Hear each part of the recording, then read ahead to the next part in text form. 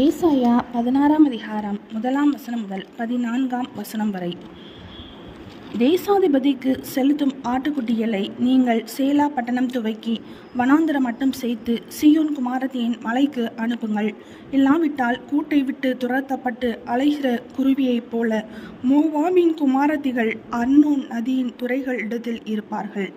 நீ ஆலோசனை பண்ணி நியாயம் செய்து மத்தியானத்திலே உன் நிழலை இரவை போல் ஆக்கி துரத்தப்பட்டவர்களை மறைத்து கொள். ஓடி வருகிறவர்களை காட்டி கொடாதிரு. மோவாபே, துரத்தி விடப்பட்ட என் ஜனங்கள் உன்னிடத்தில் தங்கட்டும். சங்கரிக்கிறவனுக்கு தப்ப அவர்களுக்கு அடைக்கலமாயிரு. ஒடுக்குகிறவன் இல்லாதே போவான். சங்கரிப்பு ஒளிந்து போம். மிதிக்கிறவர்கள் தேசத்தில் இராதபடிக்கு அழிந்து போவார்கள்.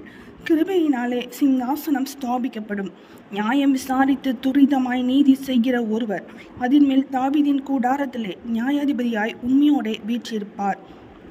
மோவாபின் பெருமையையும் அவன் மேட்டிமையையும் அவன் அகங்காரத்தையும் அவன் உக்கிரத்தையும் குறித்து கேட்டோம். அவன் மெத்த பெருமைக்காரன், ஆனாலும் அவன் வீம்பு செல்லாது.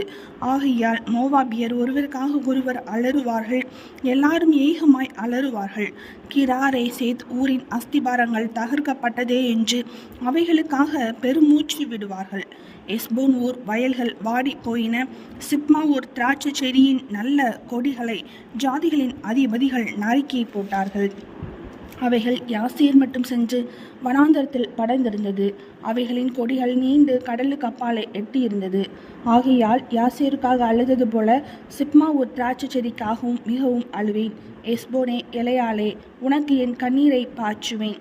என் வசந்த காலத்து பழங்களுக்காகவும் உன் திராட்சைப்பழ அறுப்புக்காகவும் ஆரவாரிக்கிற சந்தோஷ சத்தம் விழுந்து போயிற்று. பயிர் வெளியிலிருந்து சந்தோஷமும் களிப்பும் மற்று போயின. திராட்சை தோட்டங்களில் பாடலும் இல்லை, ஆர்ப்பரிப்பும் இல்லை. ஆலையில் ரசத்தை மிதிக்கிறவனும் இல்லை. சந்தோஷ ஆரவாரத்தை ஓய பண்ணினேன். ஆகையால் மோவாபின் நிமித்தம் என் குடல்களும் கிராரேசி நிமித்தம் என் உள்ளமும் சுரமண்டலத்தை போல தொனிக்கிறது. மோவாப் மேடைகளின் மேல் சலித்து போனான் என்று காணப்படும் போது பிரார்த்தனை செய்ய தன் பரிசுத்த ஸ்தானத்திலே பிரவேசிப்பான், ஆனாலும் அனுகூலப்பட மாட்டான். மோவாபை குறித்து அக்காலத்திலே கர்த்தர் சொன்ன வார்த்தை இதுவே: ஒரு கூலிக்காரனுடைய வருஷங்களுக்கொத்த 3 வருஷங்களுக்குள்ளே மோவாபின் மகிமையும் அதன் மகா ஜன கூட்டமும் சீரழிந்து போம். அதில் மீதியாயிருப்பது மிகவும் சிறிதும் அற்பமுமாயிருக்கும் என்று கர்த்தர் இப்பொழுது சொல்கிறார். ஏசாயா 16ஆம் அதிகாரம் முடிந்தது.